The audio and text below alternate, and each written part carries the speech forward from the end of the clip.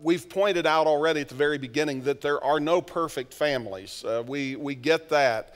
And there's probably no place that we feel like we fall less short of the ideal when it comes to family than in the parenting department. Lori and I raised 3 kids. They're all adults now. We just got back last night from visiting the one in Memphis that has our first grandchild. I haven't had the opportunity to make mention of the fact that we have another grandchild on the way in April through our daughter Ashley and her husband Josh, and they're in Indianapolis. So we're navigating now those difficult and turbulent waters of our son in Memphis, saying, I see how much you love our daughter, but when Ashley has her child, she lives closer, you'll probably love her child more. And I said, well, that's true, because we love her more, you know. I tell you, it's a constant challenge to be able to raise, family and keep everything on an even keel. And I'll tell you what, the value of those relationships, of course I'm kidding about the kids, but the value of those relationships, they are priceless. And trying to figure out how do we work through some of those challenges, because I can tell you in parenting, we had a lot of highs and lows. And there were good days and bads. It wasn't all fun and games when it came to the matter of family. I think it would be fair to say that parenting can be the source of your greatest joys and your greatest heartaches in life. Lori and I have great memories raising our kids, but there were some sad, dark moments as well. And probably if you've been in that mode for very long, you know what I'm talking about. This morning, we cannot cover every facet of parenting. We understand that, but we want to speak to some of the most basic and most critical concerns. And as I approach this service, I'm excited about the possibilities as you try to hear and apply some of these things, especially if you're in those early stages of being a mom and dad or an aunt and uncle or whatever. And grandparents, I think this has great application as well. We actually did an entire series a few months ago. Actually, it was October of 2011 on parenting.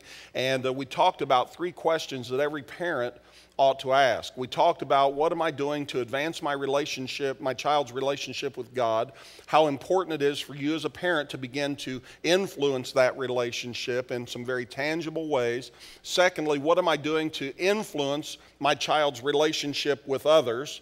There are certain people that you want them to have a relationship. What are you going to do to help that relationship happen, to take it to the next level? There are some people probably that you don't want your children to have a relationship with for different reasons. How are you going to handle that? And then what am I going to do to enhance my child's relationship with me?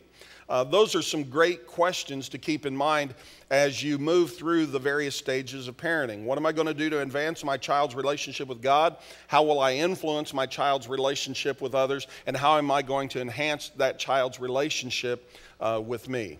Now, some relationships we talked about in that series need to be dialed up, some need to be dialed down, and some need to be dialed out. We won't go into any specific details, but you can figure that out on your own. There are some relationships your child has. Those relationships need to be dialed up, and you need to do everything you can to make it possible for those relationships to happen. Obviously, first and foremost, the relationship with God, and then certain relationships with others. There are some relationships, though, that need to be dialed down because somebody's having too much influence. Maybe it's not a great influence, and then there are some relationships that need to be dialed out. In the spirit of that series and in the spirit of those questions, we made a decision several months ago. Our granddaughter was born in February. We decided, you know what, about 8 weeks is as long as we're willing to go without spending some time. We're fortunate that it's only 400 miles. You know, I see families that have their grandchildren right in town. I think what a wonderful blessing. And I see some that are a couple of 100 miles away, and that's great, 400 miles. We have friends that have their grandchildren in Vancouver, British Columbia. And so we can be thankful Memphis is only 430 miles. But we just decided because we want to dial up that relationship and the kids want to dial up that relationship with Kaya and her grandparents, that we're going to decide that, about 8 weeks is the most. And we're going to try to keep it a little under that. And they were here Labor Day and they're going to be here Thanksgiving. And so this was right in the middle. We made that trip down to Memphis to ride down on Thursday, spend Thursday evening, all day Friday and Saturday morning, and then head back. And it's a big trip and it's tiresome, but it's worth it. because we feel like it's important to have that relationship. And so if you can, think those questions through. How does that relate in your situation, in your family? In this series, we pointed out that our priority as parents is to gradually assist our children in transferring his or her dependence to God, from us to God. We're moving it from us to the Lord and helping them to learn to depend more and more on Him. When a child is very small, obviously their dependence is 100% on mom and dad or grandparent or whoever their caregiver might be, and then the idea is to move that, that dependence over from themselves to the Lord. The fact is, and this is a truth, parenting is a giant responsibility. And I've often been with young families at the hospital, and all of a sudden the weight of that responsibility is beginning to bear in on them as they think, we're going to leave this hospital with the responsibility of another human life. And that doesn't end tomorrow or next week or next month or even next year. That's something that's going to go on forever. And what we have to understand is, we're not only raising children, we are teaching our children to have a relationship with God. We are teaching them how to live life. We are teaching them by our example how to be parents and how to be husbands and wives. They're watching and they're learning from our example. And so today, I want to begin by focusing on the two biggest factors that shape your child's soul and their personality. These are the two things that if you were to say, hey, let's narrow it down, what's the most basic things that affect, impact, shape your child's personality, your child's soul? What are the two things that you would say? I believe the right answer in this regard is two things, meaning our basic acceptance and rejection of that child. How are we going to accept them and communicate that, or how do we reject them by the things we say or do? Those are the basic things that have shaped who we are today. I mean, who we are as individually here today is a result of the acceptance and rejection that we've experienced in life. We need to realize this all starts at home. That's the most basic place where it begins. Acceptance and rejection help shape our soul and our personality, and it all starts in the home. Now I'm going to ask you a question. I want you to think about your answer to this question. How do you think your life would be different today, especially your childhood or beginning in childhood? How do you think it would be different if you had consistently been loved and accepted rather than criticized and rejected by the people that loved you the most? By the people that were in your life. If your life had been characterized by love and acceptance consistently, how would that be different than if your life was characterized by criticism and rejection? See, these two things, acceptance and rejection, are the two key elements that shape us as who we are as people today. Now, one of the ways that acceptance and rejection are communicated are by the words that we choose. By the words that we choose. It would be difficult to overestimate the power and the influence of the words that we speak to our children and grandchildren. It would be impossible, I think, to overestimate the power of those words that we speak. Paul gave us a great guideline in Philippians, or 1 Thessalonians chapter 5. He says, therefore, encourage one another and build each other up. In far too many homes today, it could be said that seldom is heard an encouraging word. You know, taking a little spin on the old song, seldom is heard a discouraging word. I think seldom is heard an encouraging word in far too many homes. Instead, they hear destructive words. Instead, they hear discouraging words that are spoken so much of the time.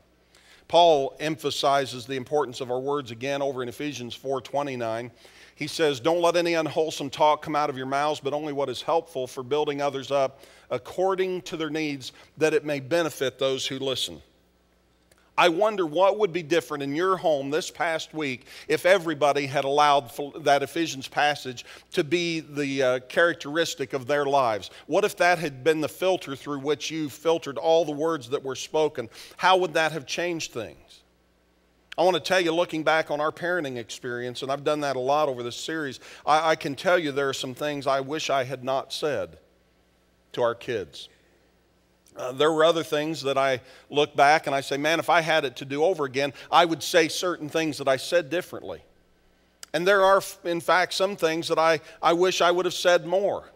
Sometimes the things that I wish I hadn't said or that I wish I had said differently, they were the right things, but it was in how I said it. And so there were some problems in that regard. And looking back, I would change those things if I could. So thinking about that for where you are today or where you may be as a parent or grandparent, an aunt or uncle, I want you to think about two questions that you need to answer. First one is, what do my kids need to hear from me? They may hear it from some other source, but meaning, what do they need to hear from me as mom or dad or as a positive potential influence in their life? What is it that that child needs to hear from me? And then the second question is, what should my kids never hear from me? I wish I had asked myself those questions in the early stages of our parenting.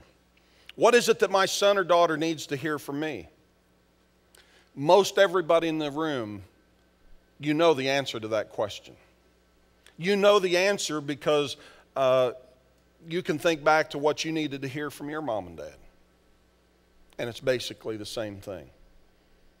What did you need to hear? You see, words are so powerful when it comes to communicating love and acceptance to our children and to our children's children and to those that we have opportunity to influence. And so I would encourage you to decide what they need to hear from you, whoever it is that you may influence, and that you would decide that you're going to say it more than you think they need to hear it.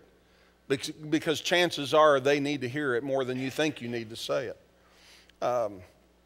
Make a commitment as to what they're going to hear from you. Don't underestimate the power of the words that you speak to your children, because our words, and we all know this is true, but sometimes we forget, our words have such incredible power and potential for good, and they also have the potential to destroy your child emotionally.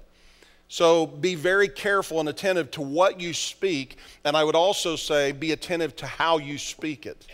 Be careful about how you speak it, because what you say may be true, but it's in how you say it that you communicate love and acceptance to that child.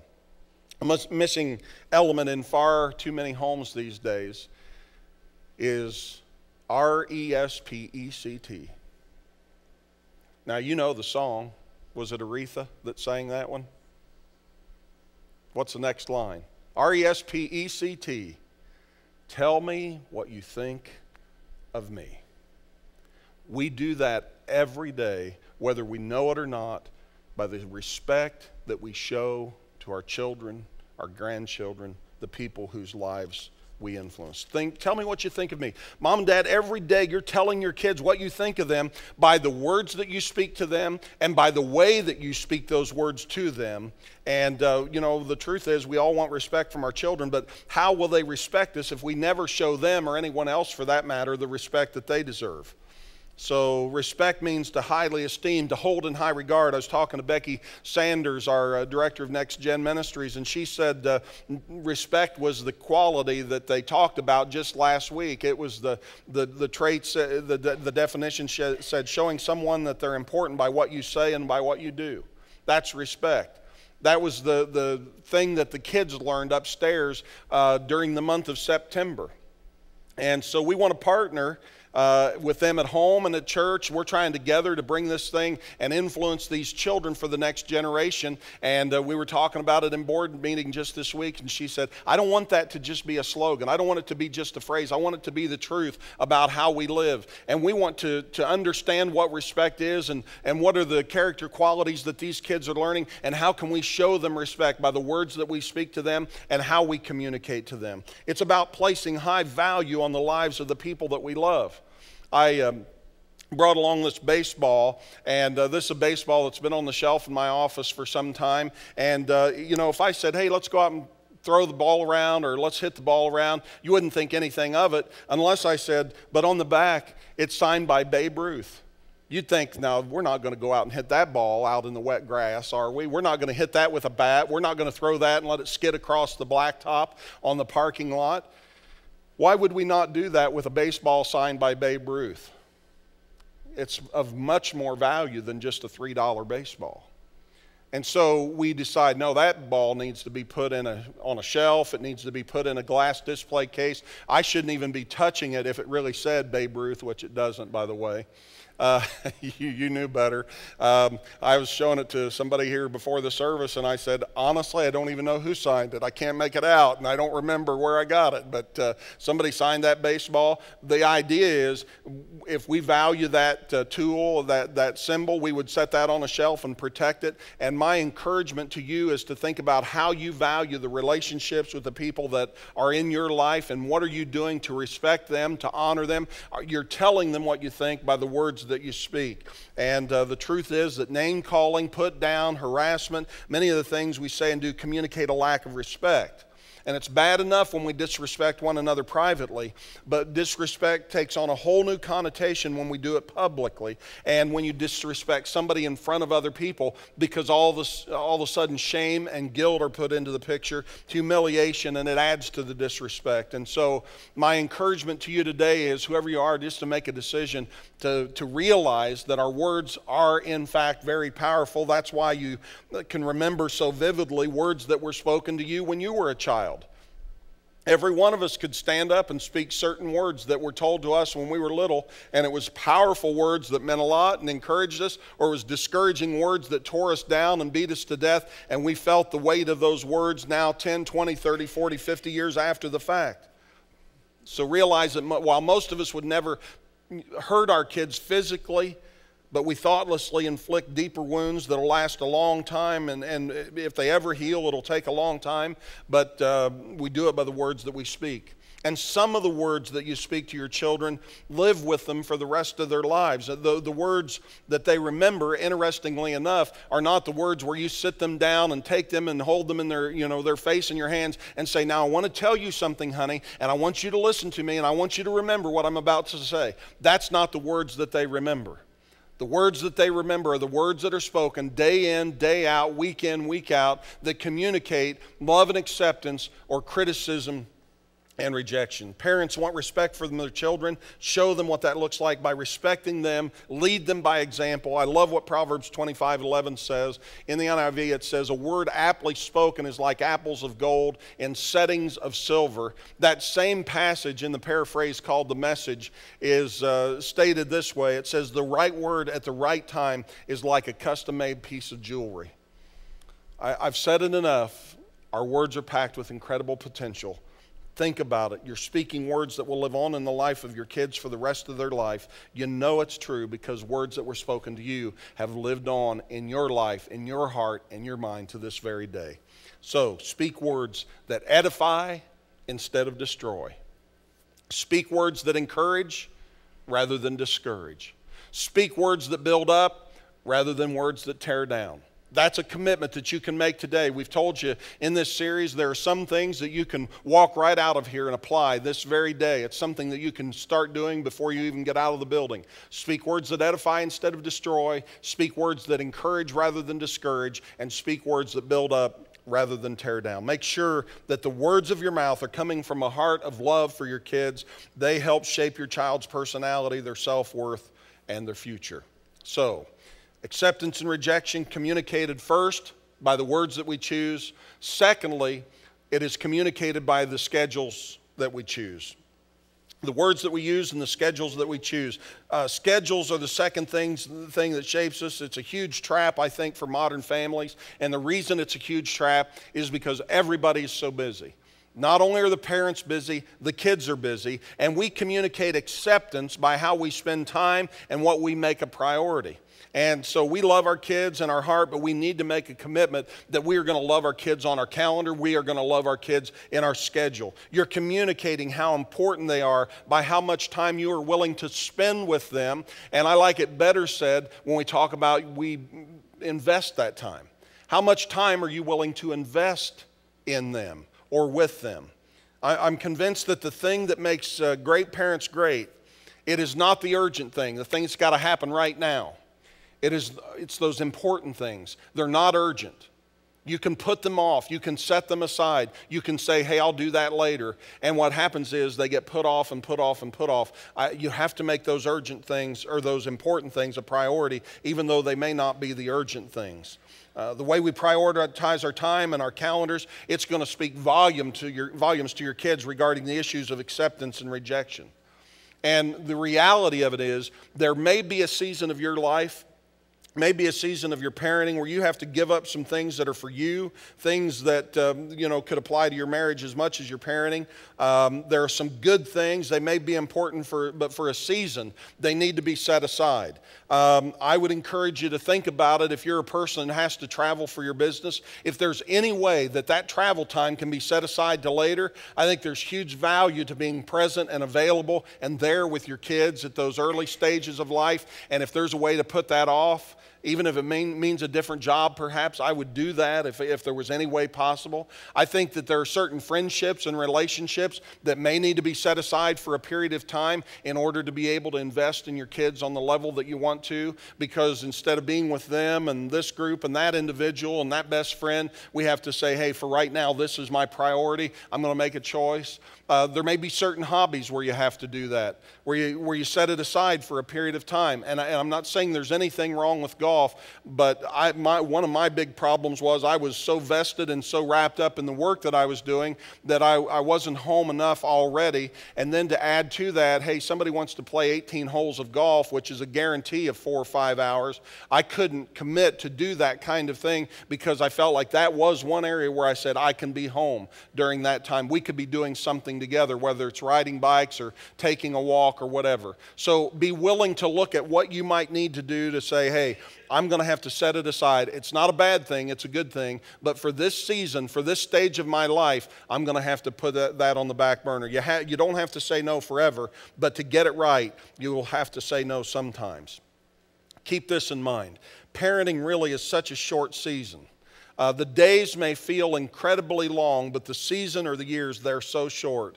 And my encouragement to you is constantly be finding ways to make small deposits day in, day out in the lives of your family. Make those intentional investments. Make them every day, make them every week, make them every month. Make them every year. You just set aside time. On a daily and weekly basis, I would encourage you to make dinner around the table a priority.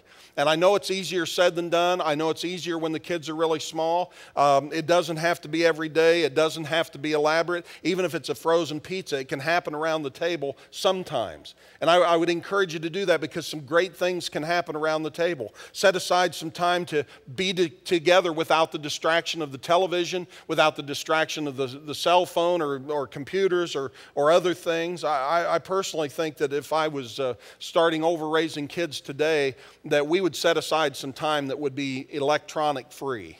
No Facebook, no email, no pinging, no buzzing, no vibrating, no looking down and reading while we're having a conversation, but some time to just be together without all the distractions.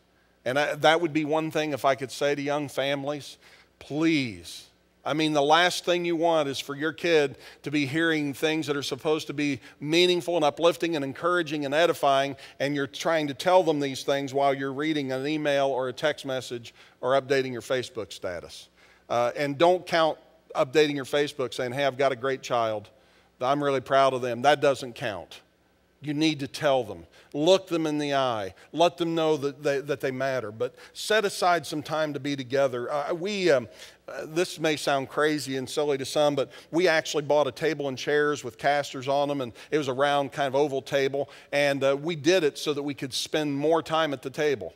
And, I know you think I spent a lot of time at the table, but I mean, we wanted to sit together, visit together, talk together, play games together, let the meal time run over, just not eat and jump up and go, because I'm the master of being able to sit down and eat and be done in 5 minutes and go on, but to sit down and be comfortable and have some conversations, because some good talk can be had down around the dinner table. And I want to encourage you, whatever the age of your kids, to make time to have dinner as much as you can together. And a lot of good stuff can happen in those settings, I think. And it's about planning ahead and not realizing that it's not just going to happen. But make time to be together. Do it on a daily basis, little pockets of time. Certainly, have a day to be together, some time during the week.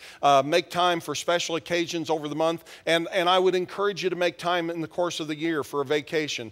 Get in the car and go someplace. It doesn't have to be fancy. You don't have to spend a lot of money, but those times in the car, just the communication, being together, it's an important thing. And I want to tell you this, and I think this may be the most important thing I've got to say. It is so important that you plan these things, because life won't happen the way you want it to without a plan. You may have all kinds of aspirations in your heart, but if you don't have a plan, it's not going to happen. Life won't happen the way you want it to without a plan. And again, we need to be intentional, and so I encourage you along those lines. I want to talk quickly a little bit about discipline, one of the great challenges of every parent, I think. We talked about this last year, that discipline is correction that's motivated by love. Parents, we need to understand that there's a major battle going on for who's going to be in charge in the home and the household, and that's a battle that we must win, and we must win it decisively. And it helps when you understand that discipline is not something you do to your children, it is something you do for them. It is something you do for your children. And I can hear somebody say, well, man, I just want my kids to like me, I want to be friends with them. If I discipline them, they won't like me. Well, if you learn to discipline them correctly, I would say they will not only like you, I believe they will love you. And I believe they will thank you for it one of these days when they get older. Correction looks different as they get older. And we didn't talk about this in the previous series, but I want to give you some seasons of parenting at different ages and stages of life. The first would be the disciplining years, which would be primarily 1 through 5. The training years, which would be 5 through 12. Then you move into more of a coaching phase when they're 12 to 18. And then beginning when they're about 18, when they're out of high school, you move into the friendship years. Now, those stages will be helpful to you as you think about the ways that you need to try to exert influence with that child, and as you understand the importance of transferring dependence from yourself to the Lord. The discipline, the training, the coaching, and the friendship. Now, I'll just tell you this from experience. If you're at home all day with your kids, and there are going to be some days that you feel like all you did was discipline and correct. If you're working away from the home and you show up at the house in the evening, the last thing you're going to want to do is come home and discipline or correct your kids in the short time that you have together, because you've been apart all day. So whenever you're in the parenting process, you have to remember there are phases, there are seasons, and even though the days may seem long, the season really is short, and there's definitely overlap between those different stages that you can see there. And when the first 3 stages are handled correctly, you're going to enjoy the friendship phase a whole lot more. And the key to all of that, the key to all of the disciplining, all the correcting, I believe, comes down to one word, and that's consistency. It is consistency. Your kids need to know where the boundaries are, and they need to know that there's consistency and there's consequences when you violate those boundaries every time. Because if you don't keep consistent guidelines, what's going to happen is that creates confusion. Proverbs chapter 19, verse 18 says, correct your children before it's too late. If you don't punish them, you're destroying them. That's a powerful statement, folks. That's a powerful verse of Scripture. Correct your children before it's too late. If you don't punish them, you're destroying them. Now, you're going to wear yourself out if you try to jump on them about everything that doesn't suit you. And again, this is one of those areas where I think, man, probably overdid it in this regard, but some things don't require correction. Some things don't require correction or discipline. I think it would be wise to concentrate on 3 non-negotiables when it comes to discipline. And if you boil it right down to this, I think it'll simplify your life a lot. Number 1 would be disobedience. Number 2 would be dishonesty. And number 3 would be disrespect. Those are the 3 things that you're going to focus in on as non-negotiables when it comes to correction and discipline: disobedience, dishonesty, and disrespect, because you cannot let those things go. And I'll just tell you, if you let those things go, you will regret it. Those 3 things are priority. There's so much more. I mean, I feel like we've kind of been in high gear this morning. There's a lot that we could say about discipline, but these are foundational principles that are a good place to start when you're in the process of developing a strategy on how you're going to handle discipline. Now, I'm going to wrap it up in just a couple of minutes by talking about some things that connect faith and family. Every parent wants to do everything they can to impart their faith to their kids. Lori and I did our best to try to lead our kids to connect their faith to decision making and to relationships and to life. And that principle of leadership comes from Deuteronomy chapter 6. And this is a passage we've looked at recently. Beginning at verse 6 in the Living Bible, it says, "You must think constantly about these commandments I'm giving you today." Moses was talking about the law, but here's the principle, number 7, verse 7. "You must teach them to your children and talk about them when you're at home, when you're out for a walk, at bedtime, and the first thing in the morning. Tie them around your finger, and wear them on your forehead, and write them on the doorposts of your house." Now, some of that culturally, we're not going to write them on our forehead or tie, but we could put them on the refrigerator, and we could put a sticker on the dashboard of the car, and we could write it up in the corner of the bathroom mirror, someplace where we're going to see it. And these things are about reminders. And I tell you, grandparents and aunts and uncles, everybody can get in on this. Teach your kids about God, about His Word, about the principles of holy living in the day-to-day experiences of life. I mean, Moses is telling us it's good to do these things in the morning. It's a good idea to do these things in the evening. It's a good thing to do it while you're walking along the road, while you're driving along in the car, he would say, if he was writing that today. When you're out for a walk, you name it. And again, I would say mealtime's a great time to have these conversations, or when you're riding along in the car, especially when you're going to be in there for a while, if you're taking a time off, taking a road trip. I used to take one of the kids with me to Hardee's every week. And that was a priority, man. We made that a routine, a schedule. That was something we were going to do every week on Sunday morning. We had 3 kids, so I would take one of them with me every Sunday morning. And I never had to worry about whose turn it was. They always kept track, and they always knew whose turn it was. And what's interesting about that is we would go and I would try to spend a minimum of 30 minutes just one-on-one time together, and we would have breakfast together, and we enjoyed a lot of good conversations, made some good memories, and had some good biscuits and gravy in the process. It was all good, and we just really bonded over that time. What's interesting to me about that is that my kids now at 25, 6, and 7, 24, 6, and 7, it's hard to keep track of all this. 24, 6, and 7, when they're home, you would be surprised how many times on Saturday night I'll get the question, "Are we going to Hardee's in the morning?" And my answer is always the same: absolutely. And we've done that and done that and done that. I think that's a great thing. But my encouragement to you is get some traditions. However it looks for you, constantly be on the lookout for things to show them in those conversations how faith and life connect. That's what I'm talking about, is just to have those conversations in the day-to-day living of life. And, it may not be a set time every day for you, but find a way to make it work and teach them. One of the things I used to do was talk to them about life lessons. We'd go to the movies or something, and one of the things we would do immediately, we'd get in the car, and I'd begin to talk to them. "Hey, what was the life lesson? What were they trying to communicate in that movie? Why do you think they said these things? Why do you think these characters did certain things?" And we were trying to connect faith and life and the living of the life that God would have us to live. We've been married 29 plus years, and we are working on number 30. That'll happen on August 20th next summer. And a few months ago, it's been a few short years ago, became empty nesters. And people would come up to us and say, "Hey, what do you think about this empty nest? You guys doing okay?" And we would say, "We're doing wonderful. We actually enjoy it." And here's the thing I want to say to moms and dads. Are you afraid to come over here? No. It's like, hey, there's some light, and I know you don't realize it, but you got to get in the light. Step into the light as He is in the light. We'll walk in the light together. The whole deal is, you've got to make deposits in the relationship between husband and wife. And this has to be intentional too, because if you don't do it, what happens is you drift further and further apart. And so my encouragement to you is, you want to get to the end of raising kids and say, "Man, we still love one another." And we do, because we did date nights and we took a little time off here and there to go be together. And I'm going to tell you right now, there's nobody I'd rather be with than this lady right here.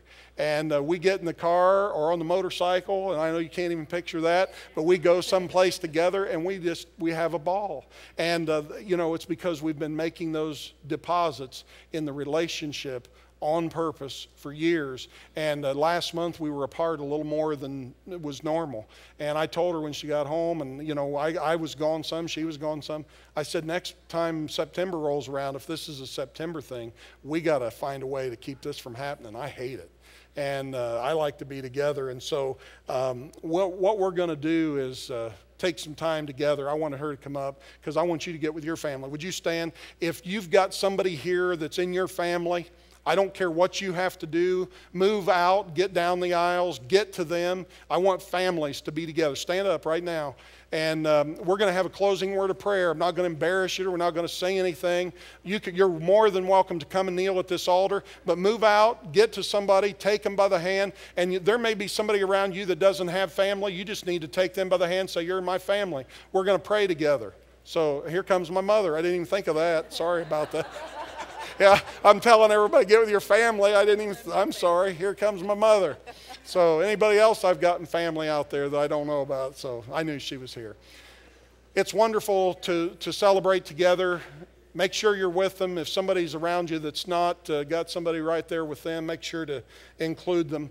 In your notes, I know some of you will have to jot this down later. No matter what's happened up to this point, you can start right now to do your best to develop and nurture and build the most important relationships in your life.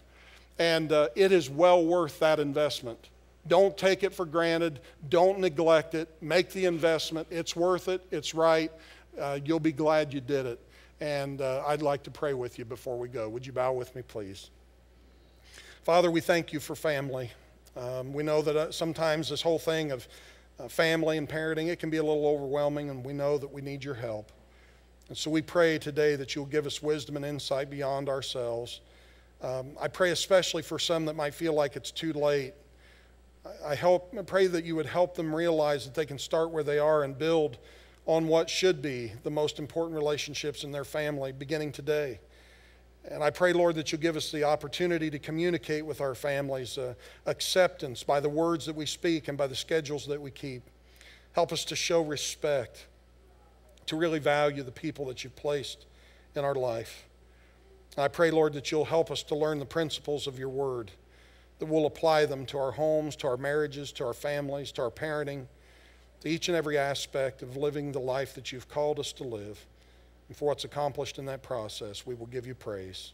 For we ask these things in Jesus' name. Amen.